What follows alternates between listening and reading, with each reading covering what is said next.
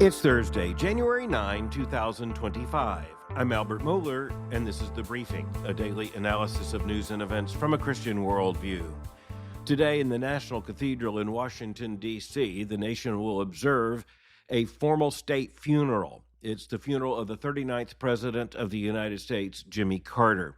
It's going to be at 10 o'clock a.m., although the events will begin far earlier. The former president's body is expected to leave the rotunda of the Capitol about 9 o'clock on the way to the National Cathedral. And then after a service, which is expected to end by 11:15, the body of the former president will be carried to Andrews Air Force Base, or Joint Base Andrews as it is known now, and then it will be flown to Georgia eventually.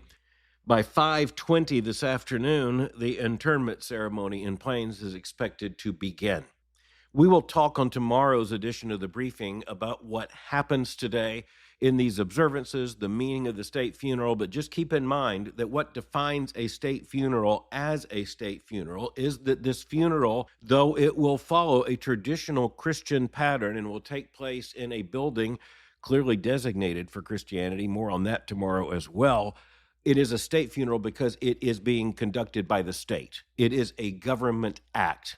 And in the United States, that is reserved for a very few individuals. And as I say, former presidents certainly rank as those whose families can choose a state funeral. It is not automatic, even for a former president, but it was the choice of former President Carter and his family in arrangements that began as far back as 1986.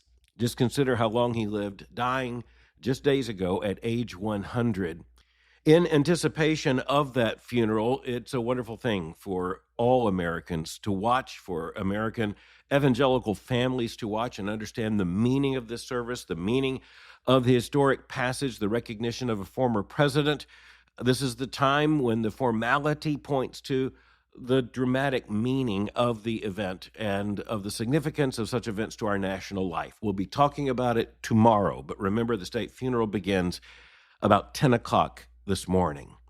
The big news, of course, around the nation right now, and frankly is making headlines around the world, is the outbreak of fire in the area in Southern California, particularly in Los Angeles County. At ground zero, so to speak, of this fire is the conflagration that has begun in Pacific Palisades. The fires together, as of last night, had killed about 5 persons, and there have been thousands of structures that have been destroyed. And by the way, these are structures that include, in at least some of these communities, from Malibu to Pacific Palisades and beyond, some of the most expensive private residences in the United States. And as we look at this, there are vast issues of worldview concern. First of all, of course, we are looking at the devastating power of fire. And when you look at the fires right now in the Los Angeles area, we're also looking at something that most Americans don't have to think about. In Los Angeles, they talk regularly about fire weather. And in the case of what has come together over the last several days, they talk about extreme fire weather. What would that mean? It means very high winds. The winds as of yesterday were reaching even the velocity of about 100 miles per hour. And that is added to very dry conditions. In Los Angeles, what is known as the winter wet season is beginning late. And so even as these winds have kicked up, the wetness that comes by the rain has not yet arrived. And that means extremely dry conditions, and the velocity of the winds and the sustained nature of the winds, especially whipping around so many of the mountains and canyons in the Los Angeles area, it has created this extreme fire weather. And as we now know, it is devastating. So our first concern is, of course, for human life. 5 persons already have died, and the death toll is almost surely to rise. Some of the casualties probably will not known until some days from now. And frankly, right now, there is no assurance that these fires can be easily halted. And that's for a couple of reasons. Number one, because of the extreme fire weather. And recall that when you are looking at weather of this velocity, you can't put up the aircraft that are very strategically used in these fires to help limit the fire spread and then to put out the fires themselves. You may have noticed that the news networks were showing mostly rather close-up glimpses of the blazes, and that's because even the news helicopters could not get into the air until late yesterday afternoon. Once those images did come in, they showed the devastating enlargement of the fire, And by some estimations, this is already the largest and most devastating fire in the history of Los Angeles County.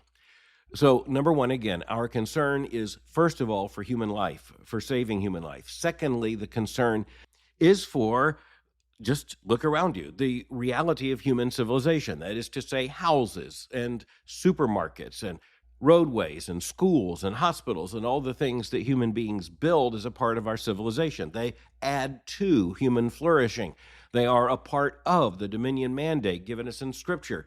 And thus, as we're looking at the devastation that comes in this fire, you recognize it is as if you are setting civilization back in those areas. It is, first of all, an issue of danger to human lives. It's secondly, a danger to human civilization. And as is so often the case in a big tragedy like this, we have to separate the moral question into two different categories. And this is simply absolutely essential. The first category is natural evil. The second category is moral evil. Now, natural evil means earthquakes, tornadoes, hurricanes, vast natural events. And by the way, Genesis 3 says that those are deadly precisely because of the effects of sin, even throughout the universe, all over the planet. But the fact is that we are looking at natural events. Human beings don't create earthquakes. We don't orchestrate hurricanes. And so the category of natural evil plays a very big part in this because the fires themselves are not being assigned to human agency. It's not as if someone set the fire deliberately or even at this point by accident. It is something that was simply probably, at least it is believed now, the combination of factors, the extreme fire weather, and all you need is a spark or two, and this kind of fire is underway. So we're not looking to point fingers of responsibility at nature.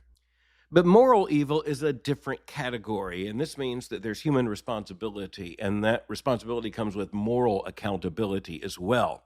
And so you ask, how does that play into this? Well, one of the complicating factors in terms of this fire are widespread reports that fire hydrants had run dry.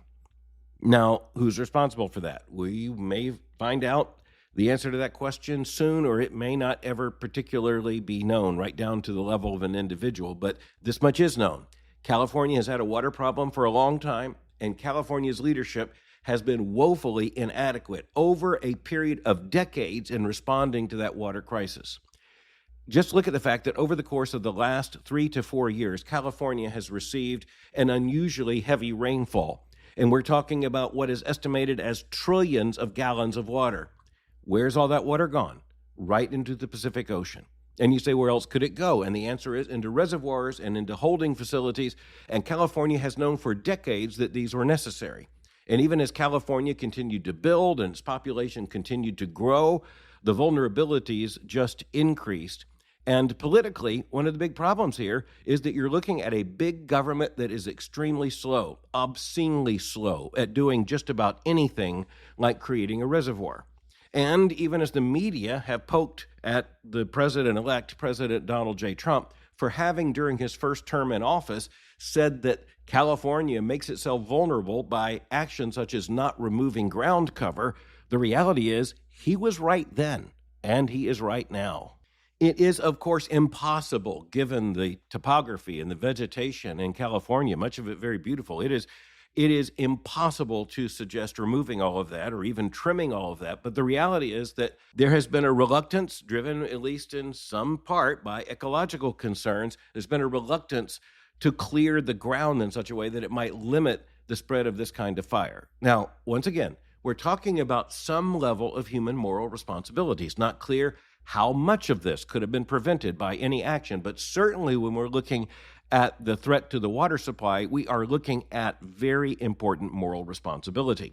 And in order to understand that, consider the fact that California has known it is needed to build reservoirs to hold water, and a lot of water, and a lot of reservoirs that would require a lot of dams. And there have been strategic plans to do this, and even specific plans, such as is the case with the Sites Reservoir. That is a $4.4 billion project. And it is to take place in the western Sacramento Valley. It's been talked about for 40 years. It has been at least contemplated as a formal project. Voters in California authorized the action with a special funding mechanism years ago, but guess how much work has been done on it, how much construction has been done on that Well, you can answer your own question. Basically, none. A report offered by Cal Matters there in California reports it this way, quote, the site's reservoir, a $4.4 billion project to add dams and store more water that'll be sent south, is still years away from completion. The final environmental report is expected this year before construction of 2 large dams and other structures can begin, end quote. We are told that the project, quote, has been gaining steam and support since 2014 when voters approved Proposition 1, a water bond that authorized $2.7 billion for new storage projects, end quote.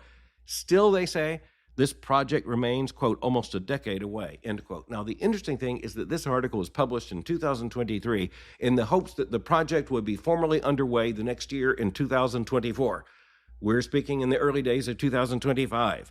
Guess what has happened? You can answer the question. Now, Christians operating out of a biblical worldview understand there is a proper ecological concern. There's a proper concern for ecology. There's a proper concern for wanting to be good stewards of the planet, good stewards of nature, good stewards of a river, good stewards of a valley. We want to be good stewards, but that biblical theme of stewardship goes with the theme of dominion, and that means that we are to use what God has given us.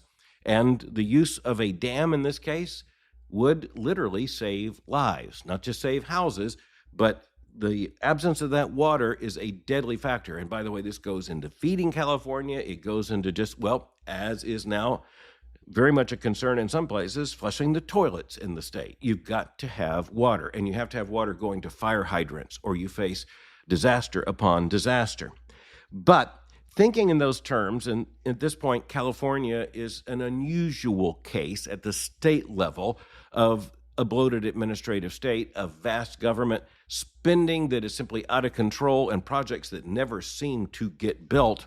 But this is also a problem across the country. And on the ecological side, it is interesting and ironic, even as we are considering these things today, that we can go back to the late 1970s when a major dam project in the state of Tennessee was put on hold, and that was the Tellico Dam. It was put on hold in the late 1970s precisely because a fish had been discovered in the region that would be displaced. The argument was that it would be endangered and could go extinct. It was a specific fish species that was identified as the snail darter. But on January the 3rd of 2025, experts at Yale University put out a major study based upon genetic evidence saying that there is actually no species known as the snail darter. It is actually another species. It is simply a variant of a species that isn't endangered. Or, as the Yale University release said, the tiny fish discovered at a lower stretch of the Little Tennessee River in 1973 is not a distinct species at all. You got to love the next words in the sentence, quote, meaning it was never endangered, end quote. In other words, if it doesn't exist, it can't be endangered. The Tellico Dam was eventually built, and here's another irony in terms of how we're discussing these issues on the briefing today. Once it was claimed that the fish was there, and this became a major issue in terms of national politics with the Endangered Species Act. But nevertheless, the dam was built, construction was resumed. Once accommodations to protect the endangered species that we now know wasn't even a species, once that was in place, the project was able to go forward because of a waiver signed by the President of the United States, who was then Jimmy Carter. Now, one of the challenges to Christian faithfulness is putting these things into proper proportion, but the Christian worldview does tell us that we begin with human beings and with human flourishing. We have concern for other species. We have concern for all the flora and fauna, you might say, around us.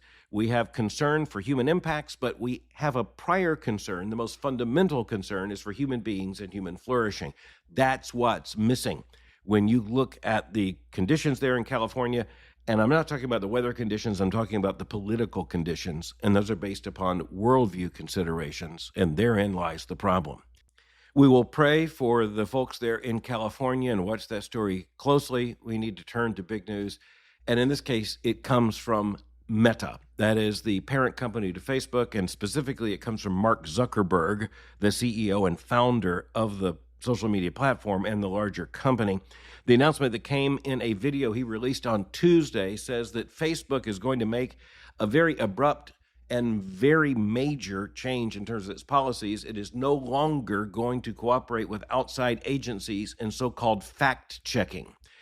Zuckerberg said, quote, "We're going to get back to our roots and focus on reducing mistakes, simplifying our policies, and restoring free expression on our platforms," end quote.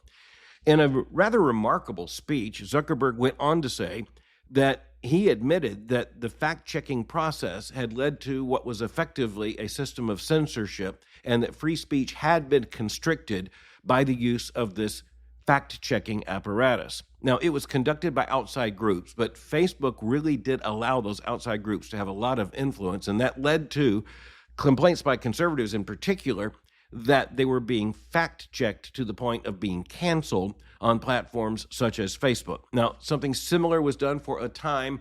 It was less specific in terms of the regimen, but nonetheless, something like this was done on Twitter before Elon Musk bought it, changed it to X, and basically reversed the fact-checking policies. But even then, there was the accusation that Twitter had also been restricting speech, particularly from conservatives. And just to point out how this works, you just look at the fact that when you talk about, say, a transgender question, the fact-checking process that is undertaken that Facebook was using, and it was linked to these outside groups, you would have statements that would lead the fact-checkers to say that's not true. And so if you say, for example, anything contrary in some context to something like the LGBTQ revolution, and you make a claim concerning, say, transgender identity, then the fact-checkers could, it was not true that they could remove your post. They would simply demote it in terms of algorithms so that fewer people, if any, would ever see it. The Los Angeles Times reports the story this way, quote, "Meta will dismantle its extensive fact-checking program in the United States," Chief Executive Mark Zuckerberg said Tuesday, ending a practice that has sought to limit the spread of falsehoods on its platforms, but has been assailed as censorship in conservative circles. The company said it would allow its users to add content or debunk claims in notes that appear next to specific posts, a process pioneered by Elon Musk's X. Meta will also lift restrictions on hot-button topics such as immigration and gender identity to focus on illegal or high-severity violations, end quote. So, once again, Facebook is not saying there will be absolutely no restriction, and in particular, it points to the misuse of materials related to children and illegal activities, and I think all of us understand that. The problem is that the fact-checking regimen that was put in place and was conducted by official groups designated as fact-checkers, it was not neutral in terms of its application. It was not neutral because, say, on issues related to COVID-19, any number of other controversies, there was an official line that was just established as a fact. Any deviation from that was treated as being unfactual, and thus it was reduced in terms of its exposure. And sometimes in some of these situations, on some of these platforms, there was an absolute, or at least a virtually absolute, impossibility anyone was going to see such a post. As recently as 2019, Zuckerberg had said that he was committed to free speech. Quote, "Increasingly today across the spectrum, it seems like there are more people who prioritize getting the political outcomes that they want over making sure that everyone can be heard." He said then, "I believe we must continue to stand for free expression," end quote. But in the period between 2019 and the end of 2014, Zuckerberg took a very different tack, as did Meta and Facebook.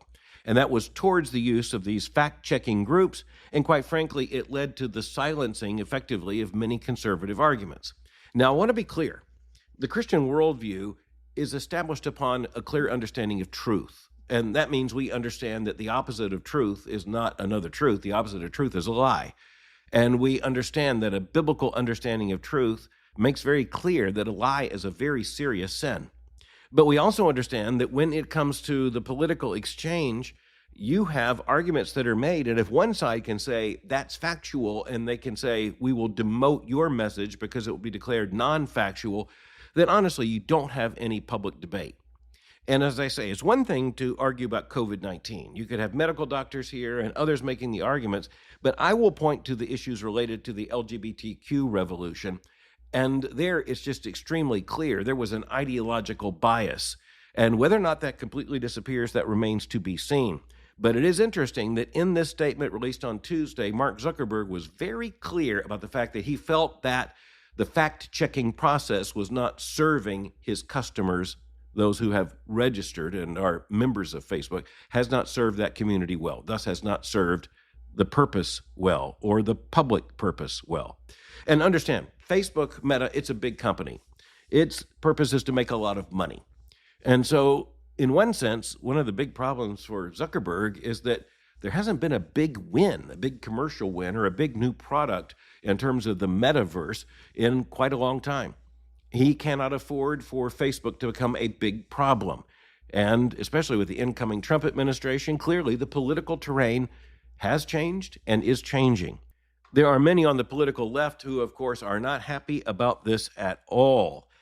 You have the New York Times making the statement, quote, Mr. Zuckerberg has long been a pragmatist who has gone where the political winds have blown. He has flip-flopped on how much political content should be shown to Facebook and Instagram users, previously saying social networks should be about fun, relatable content from family and friends, but then on Tuesday saying Meta would show more personalized political content, end quote.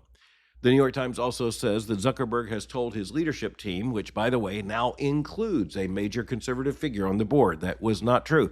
And at least in terms of the executive team, there was a clear shift. Nick Clegg, who had been a very high executive, is out. He was a former politician and party leader in Britain. He's been replaced by Joel Kaplan, who is a pretty well-known conservative. So there you see, or at least with ties to conservatives, ties to the Republican Party, all of this is at this point a very, very small concession, you might say, to conservatives in this country.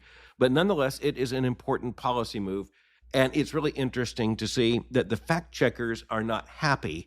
Their fact checking tells them that canceling their services is factually not a good idea. Kate Gibson of CBS News reports in the Money Watch column with an article. Here's the headline. Mark Zuckerberg says ending fact checks will curb censorship. Fact checkers say he's wrong, end quote. You got to love that. Fact checkers say he's wrong. You have a man, Neil Brown, president of the Poynter Institute for Media Studies. He said, quote, facts are not censorship. Fact checkers never censored anything. Well, that is a complete misrepresentation. If you say fact checkers never censored anything, then you imply that they had no purpose other than simply noting what they would accept as factual and noting what they thought was non-factual. That's not the case. The whole point was that you had messages, postings that were demoted and were made far less visible because of their content. One of the leaders of these fact-checking organizations pointed out that it was Meta that made the ultimate decisions based on policy, but nonetheless, the advisories were given by these outside groups. Now, I just want to return to the fundamental fact, and I lean into fact, that Christianity is predicated upon not only the existence of truth and the knowability of truth, but the revelation of truth in Holy Scripture and also, ultimately, in the Lord Jesus Christ. When we talk about truth, we're talking about what the late Francis Schaeffer referred to as true truth. We're not talking about truth as a claim. We're not talking about truth as an opinion. We're not talking about truth as a power play. We're talking about truth as true. But we also understand that in the free exchange of ideas, in the public square, there are going to be arguments, there are going to be conflicts, there are going to be contradictions, there are going to be rival claims made. And the point is that when you have an elite privileging one argument over other arguments, even when it is done in the name supposedly of fact-checking, the big problem is you have to define what is a fact. And behind that kind of definition is ideology. And when the fact checkers deny that they're operating with any ideology, well, here's another fact. That's just not honest. By the way, one of the words used in this conversation in the press and in policy is counter-disinformation. Sounds like something out of a James Bond movie. To counter what is described as disinformation. Well, once again, there are important issues there. But the important thing right now is that Meta or Facebook or Instagram is not going to be, at least according to Mark Zuckerberg, using these outside firms to basically decide what is and is not a fact. Well, just a moment ago, we were talking about a fish species that turns out not to exist and therefore not to be at risk of going extinct. But I want to conclude today by pointing to how expensive one fish can be. The Washington Post has reported that one Japanese tuna has now sold for $1.3 million. That is one fish selling for $1.3 million at the Tokyo Fish Market.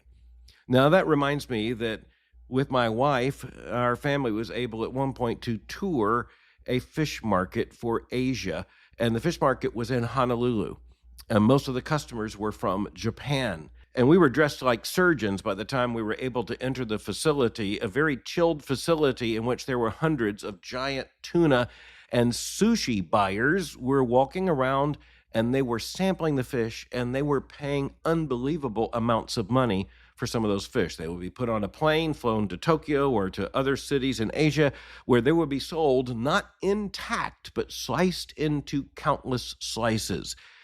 Now you're talking about one fish in the Tokyo Fish Market that has sold for $1.3 million. It was a bluefin tuna, 608 pounds, which, by the way, the Washington Post tells us is, quote, equivalent in weight to a typical male grizzly bear, end quote. But no one's paying a lot of money to eat grizzly bear. They are paying a lot of money to eat bluefin tuna. And just in case you did not know, the taste of this Oma tuna, a Pacific bluefin tuna, is prized by sushi eaters precisely because it is a rather rare fish. It has a very rare taste, and its taste has a good deal to do with a diet of squid and a particular fatty fish. That, according to the Post, combined with its colder water habitat, quote, gives the tuna a unique balance of fat that makes it a favored sushimi ingredient, end quote. Well, now you know. $1.3 million. I don't know about you, but I feel the urge to go fishing. Thanks for listening to The Briefing. For more information, go to my website at albertmohler.com. You can follow me on Twitter or X by going to twitter.com/Albert Mohler. For information on the Southern Baptist Theological Seminary, go to sbts.edu. For information on Boyce College, just go to boycecollege.com. I'm speaking to you from Davenport, Florida, and I'll meet you again tomorrow for The Briefing.